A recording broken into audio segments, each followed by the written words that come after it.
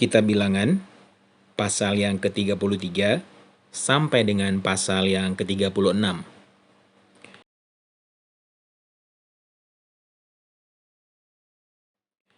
Tempat-tempat persinggahan orang Israel di padang gurun. Inilah tempat-tempat persinggahan orang Israel setelah mereka keluar dari tanah Mesir, pasukan demi pasukan di bawah pimpinan Musa dan Harun. Musa menuliskan perjalanan mereka dari tempat persinggahan ke tempat persinggahan sesuai dengan titah Tuhan, dan inilah tempat-tempat persinggahan mereka dalam perjalanan mereka. Mereka berangkat dari Ramses pada bulan yang pertama, pada hari yang ke-15 bulan yang pertama itu, pada hari sesudah Paskah, berjalanlah orang Israel keluar oleh tangan yang dinaikkan di depan mata semua orang Mesir.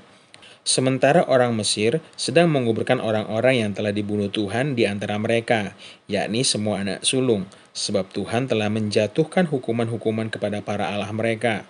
Berangkatlah orang Israel dari Ramses, lalu berkemahlah di Sukot. Mereka berangkat dari Sukot, lalu berkemah di Etam yang di tepi padang gurun. Maka berangkatlah dari Etam, lalu balik kembali ke Pi-Harihot yang di depan Baal-Jefon. Kemudian berkemahlah di tentangan Migdol. Mereka berangkat dari Pil-Harihot dan lewat dari tengah-tengah laut ke padang gurun. Lalu mereka berjalan 3 hari perjalanan jauhnya di padang gurun Etam. Kemudian mereka berkemah di Mara. Mereka berangkat dari Mara, lalu sampai ke Elim. Di Elim ada 12 mata air dan 70 pohon korma. Di sanalah mereka berkemah. Mereka berangkat dari Elim, lalu berkemah di tepi Laut Tebrau. Mereka berangkat dari Laut Tebrau, lalu berkemah di padang gurun Sin. Mereka berangkat dari padang gurun Sin, lalu berkemah di Dofka. Mereka berangkat dari Dofka, lalu berkemah di Alus. Mereka berangkat dari Alus, lalu berkemah di Rafidim. Dan di sana tidak ada air minum untuk bangsa itu. Mereka berangkat dari Rafidim, lalu berkemah di padang gurun Sinai. Mereka berangkat dari padang gurun Sinai, lalu berkemah di Kirbot Ta'awa. Mereka berangkat dari Kirbot Ta'awa, lalu berkemah di Hazerot. Mereka berangkat dari Hazerot, lalu berkemah di Ritma. Mereka berangkat dari Ritma, lalu berkemah di Rimon Peros. Mereka berangkat dari Rimon Peros, lalu berkemah di Libna. Mereka berangkat dari Libna, lalu berkemah di Risa. Mereka berangkat dari Risa, lalu berangkat di Kehelata. Mereka berangkat dari Kehelata, lalu berkemah di Harshafer. Mereka berangkat dari Harshafer, lalu berkemah di Harada. Mereka berangkat dari Harada, lalu berkemah di Makhelot. Mereka berangkat dari Makhelot, lalu berkemah di Tahat. Mereka berangkat dari Tahat, lalu berkemah di Tarah. Mereka berangkat dari Tarah, lalu berkemah di Mitka. Mereka berangkat dari Mitka, lalu berkemah di Hasmona. Mereka berangkat dari Hasmona, lalu berkemah di Moserot. Mereka berangkat dari Moserot, lalu berkemah di Bene Yaakan. Mereka berangkat dari Bene Yaakan, lalu berkemah di Hor-Gidgad. Mereka berangkat dari Hor-Gidgad, lalu berkemah di Yotbata. Mereka berangkat dari Yotbata, lalu berkemah di Abrona. Mereka berangkat dari Abrona, lalu berkemah di Ezion Geber. Mereka berangkat dari Ezion Geber, lalu berkemah di Parang Gunung Zin. Kades. Mereka berangkat dari Kades, lalu berkemah di Gunung Hor, perbatasan tanah Edom. Ketika itu Imam Harun naik ke Gunung Hor sesuai dengan titah Tuhan, dan di situ ia mati pada tahun ke-40 sesudah orang Israel keluar dari tanah Mesir, pada bulan yang kelima, pada tanggal 1 bulan itu. Harun berumur 123 tahun ketika ia mati di Gunung Hor. Pada waktu itu Raja negeri Arad orang Kanaan itu yang tinggal di tanah Negeb di tanah Kanaan mendengar kabar tentang kedatangan orang Israel. Berangkatlah mereka dari Gunung Hor lalu berkemah di Zalmona. Mereka berangkat dari Zalmona lalu berkemah di Funon. Mereka berangkat dari Funon lalu berkemah di Obod. Mereka berangkat dari Obod lalu berkemah dekat reruntuhan Abarim di dekat Moab. Mereka berangkat dari reruntuhan itu lalu berkemah di Dibon Gad. Mereka berangkat dari Dibon Gad lalu berkemah di Almon di Blataim. Mereka berangkat dari Almon di Blataim lalu berkemah di pegunungan Abarim di depan Nebo. Mereka berangkat dari pegunungan Abarim lalu berkemah di dataran Moab di tepi sungai Yordan dekat Yeriko. Mereka berkemah di tepi sungai Yordan dan Bet Yesimot sampai ke Abel Sitim di dataran Moab. Apa yang harus dilakukan sesudah tanah Kanaan direbut? Tuhan berfirman kepada Musa di dataran Moab di tepi sungai Yordan dekat Yeriko. Berbicaralah kepada orang Israel dan katakanlah kepada mereka, Apabila kamu menyeberangi sungai Yordan ke tanah Kanaan, maka haruslah kamu menghalau semua penduduk negeri itu dari depanmu dan membinasakan mereka. Segala batu berukir kepunyaan mereka juga haruslah kau binasakan, segala patung tuhan mereka, dan memusnahkan segala bukit pengorbanan mereka. Haruslah kamu menduduki negeri itu dan diam di sana, sebab kepadamulah kuberikan negeri itu untuk diduduki. Maka haruslah kamu membagi negeri itu sebagai milik pusaka dengan membuang undi menurut kaummu. Kepada yang besar jumlahnya, haruslah kamu memberikan milik pusaka yang besar, dan kepada yang kecil jumlahnya, haruslah kamu memberikan milik pusaka yang kecil yang ditunjuk oleh undi bagi masing-masing. Itulah bagian undiannya. Menurut suku nenek moyang mereka, haruslah kamu membagi milik pusaka itu. Tetapi jika kamu tidak menghalau penduduk negeri itu dari depanmu, maka orang-orang yang kamu tinggalkan hidup dari mereka akan menjadi seperti selumbar di matamu dan seperti duri yang menusuk lambungmu. Dan mereka akan menyesatkan kamu di negeri kamu diami itu. Maka akan kulakukan kepadamu seperti yang kurancang melakukan kepada mereka. Kita Bilangan pasal yang ke-34. Batas-batas tanah Kanaan.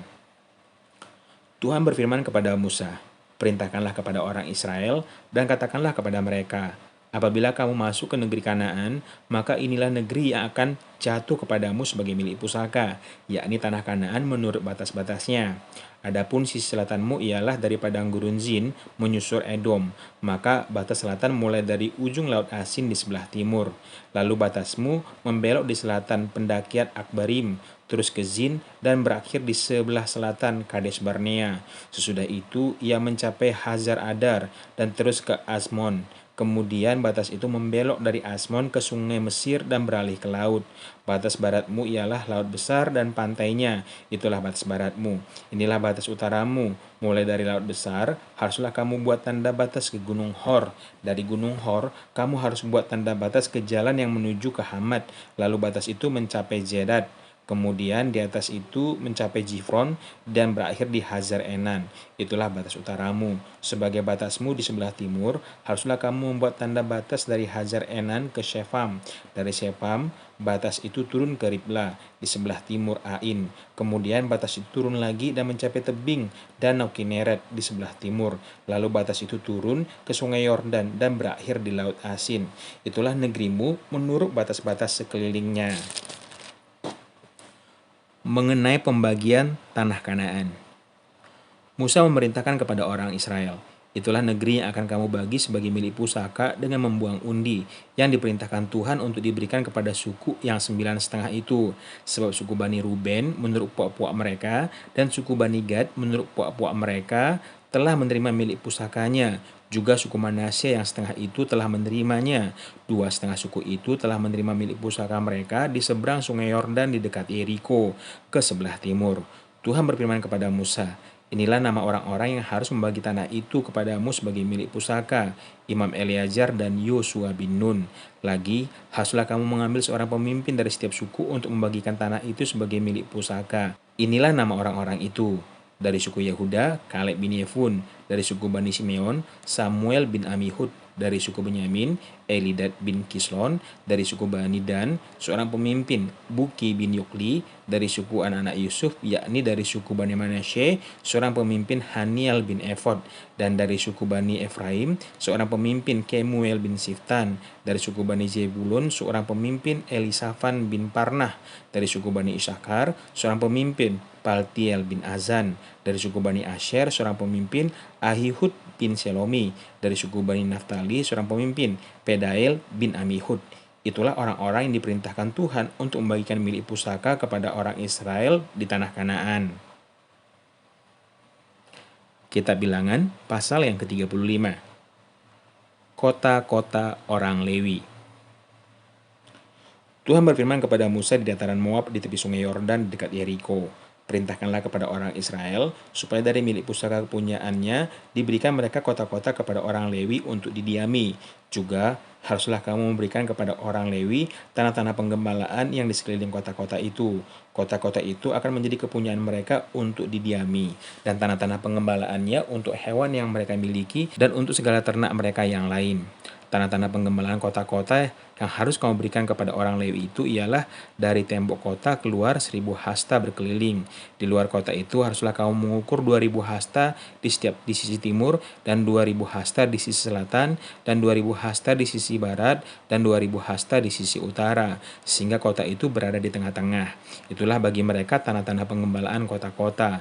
Mengenai kota-kota yang harus kamu berikan kepada orang Lewi itu ialah 6 kota perlindungan yang harus kamu berikan, supaya orang pembunuh dapat melarikan diri ke sana. Di samping itu, haruslah kamu memberikan 42 kota. Segala kota yang kamu berikan kepada orang Lewi itu berjumlah 48 kota, semuanya dengan tanda-tanda penggembalaannya. Mengenai kota-kota yang akan kamu berikan dari tanah milik orang Israel, dari suku yang banyak jumlahnya haruslah kamu ambil banyak, dari suku yang sedikit jumlahnya haruslah kamu ambil sedikit. Setiap suku harus memberikan dari kota-kota kepada orang Lewi sekedar milik pusaka yang dibagikan kepadanya. Kota-kota perlindungan. Tuhan berfirman kepada Musa, "Berbicaralah kepada orang Israel dan katakanlah kepada mereka, apabila kamu menyeberangi sungai Yordan ke tanah Kanaan, maka haruslah kamu memilih beberapa kota yang menjadi kota-kota perlindungan bagimu, supaya orang pembunuh yang telah membunuh seseorang dengan tidak sengaja dapat melarikan diri ke sana. Kota-kota itu akan menjadi tempat perlindungan bagimu terhadap penuntut balas, supaya pembunuh jangan mati sebelum ia dihadapkan kepada rapat untuk diadili. Dan kota-kota yang kamu tentukan itu haruslah 6 buah kota perlindungan banyaknya. 3 kota harus kamu tentukan di seberang sungai Yordan sini, dan 3 kota haruslah kamu tentukan di tanah Kanaan. Semuanya kota-kota perlindungan. Keenam kota itu haruslah menjadi tempat perlindungan bagi orang Israel dan bagi orang asing dan pendatang di tengah-tengahmu, supaya setiap orang yang telah membunuh seseorang dengan tidak sengaja dapat melarikan diri ke sana. Tetapi jika ia membunuh orang itu dengan benda besi sehingga orang itu mati, maka ia seorang pembunuh. Pastilah pembunuh itu dibunuh. Dan jika ia membunuh orang itu dengan batu di tangannya, mungkin menyebabkan matinya seseorang sehingga orang itu mati, maka ia seorang pembunuh. Pastilah pembunuh itu dibunuh. Atau jika ia membunuh orang itu dengan benda kayu di tangannya yang mungkin menyebabkan matinya seseorang sehingga orang itu mati, maka ia seorang pembunuh. Pastilah pembunuh itu dibunuh. Penuntut darahlah yang harus membunuh pembunuh itu pada waktu bertemu dengan dia, ia harus membunuh dia. Juga jika ia menumbuk orang itu karena benci atau melempar dia dengan sengaja sehingga orang itu mati, maka jika ia memukul dia dengan tangannya karena perasaan permusuhan sehingga orang itu mati, maka pastilah si pemukul itu dibunuh. Ia seorang pembunuh. Penuntut darah harus membunuh pembunuh itu pada waktu bertemu dengan dia. Tetapi jika ia sekonyong-konyong menumbuk orang itu dengan tidak ada perasaan permusuhan, atau dengan kurang ingat menjatuhkan kepada orang itu sesuatu batu yang mungkin menyebabkan matinya seseorang, sehingga orang itu mati sedangkan dia tidak merasa bermusuh dengan orang itu, dan juga tidak mengiktiharkan celakanya, maka haruslah rapat umat mengadili antara orang yang membunuh itu dan penuntut darah menurut hukum-hukum ini. Dan haruslah rapat umat membebaskan pembunuh dari tangan pembunuh darah, dan haruslah rapat umat membebaskan pembunuh dari tangan penuntut darah, dan haruslah rapat umat mengembalikan dia ke kota perlindungan, ke tempat ia telah melarikan diri. Disitulah ia harus tinggal sampai matinya imam besar yang telah diurapi dengan minyak yang kudus. Tetapi jika terjadi pada pembunuh itu keluar dari batas kota perlindungan tempat ia melarikan diri, dan penuntut darah mendapatkan dia di luar batas kota perlindungannya, dan penuntut darah membunuh pembunuh itu, maka tidaklah ia berhutang darah. Sebab pembunuh itu wajib tinggal di kota perlindungan sampai matinya imam besar. Tetapi sesudah matinya imam besar, bolehlah pembunuh itu kembali ke tanah kepunyaannya sendiri. Itulah semuanya yang harus menjadi ketetapan hukum bagimu turun-temurun di segala tempat kediamanmu. Setiap orang yang telah membunuh seorang haruslah dibunuh sebagai pembunuh menurut keterangan saksi. Tetapi kalau hanya satu orang saksi saja tidak cukup untuk memberi keterangan terhadap seorang dalam perkara hukum mati. Janganlah kamu menerima uang tebusan karena nyawa seorang pembunuh yang kesalahannya setimpal dengan hukuman mati, tetapi pastilah ia dibunuh. Juga jangan kamu menerima uang tebusan karena seorang yang telah melarikan diri ke kota perlindungannya, supaya ia boleh kembali untuk diam di tanahnya sebelum matinya imam besar. Jadi janganlah kamu mencemarkan negeri tempat tinggalmu, sebab darah itulah yang mencemarkan negeri itu. Maka bagi negeri itu tidak dapat diadakan pendamaian oleh karena darah yang tertumpah di sana, kecuali dengan darah orang yang telah menumpahkannya. Maka janganlah najiskan negeri tempat kedudukanmu yang di tengah-tengahnya aku diam, supaya aku, Tuhan, diam di tengah-tengah orang Israel. Kitab Bilangan, pasal yang ke-36.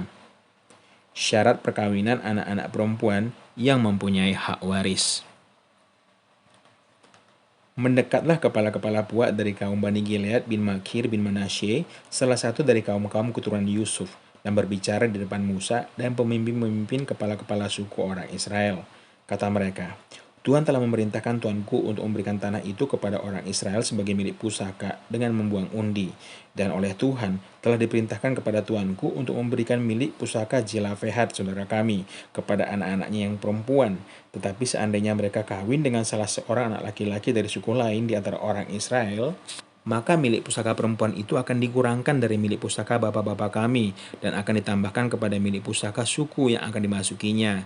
Jadi akan dikurangkan dari milik pusaka yang diundikan kepada kami. Maka apabila tiba tahun Yobel bagi orang Israel, milik pusaka perempuan itu akan ditambahkan kepada milik pusaka suku yang akan dimasukinya dan akan dikurangkan dari milik pusaka suku nenek moyang kami. Lalu Musa memerintahkan kepada orang Israel sesuai dengan titah Tuhan. Perkataan suku keturunan Yusuf itu benar. Inilah firman yang diperintahkan Tuhan mengenai anak-anak perempuan Zelafehad, bunyinya. Mereka boleh kawin dengan siapa saja yang suka kepada mereka, asal mereka kawin di lingkungan salah satu kaum dari suku ayah mereka. Sebab milik pusaka orang Israel tidak boleh beralih dari satu suku ke suku, tetapi orang Israel haruslah masing-masing memegang milik pusaka suku nenek moyangnya. Jadi, setiap anak perempuan di antara suku-suku orang Israel yang telah mewarisi milik pusaka haruslah kawin dengan seorang dari salah satu kaum yang termasuk suku ayahnya, supaya setiap orang Israel mewarisi milik pusaka nenek moyangnya. Sebab milik pusaka itu tidak boleh beralih dari suku ke suku, tetapi suku-suku orang Israel haruslah masing-masing memegang milik pusakanya sendiri, seperti yang diperintahkan Tuhan kepada Musa. Demikianlah diperbuat anak-anak perempuan Zelafehad. Maka Mahla, Tirza, Hokla, Milka, dan Noah, anak-anak perempuan Zelafehad, kawin dengan anak-anak laki-laki dari pihak saudara-saudara ayahnya mereka. Mereka kawin dengan laki-laki dari kaum Bani Manasye bin Yusuf, sehingga milik pusaka mereka tetap tinggal pada suku kaum ayahnya. Itulah perintah dan peraturan yang diperintahkan Tuhan kepada orang Israel dengan perantara Musa di dataran Moab di tepi sungai Yordan dekat Yeriko.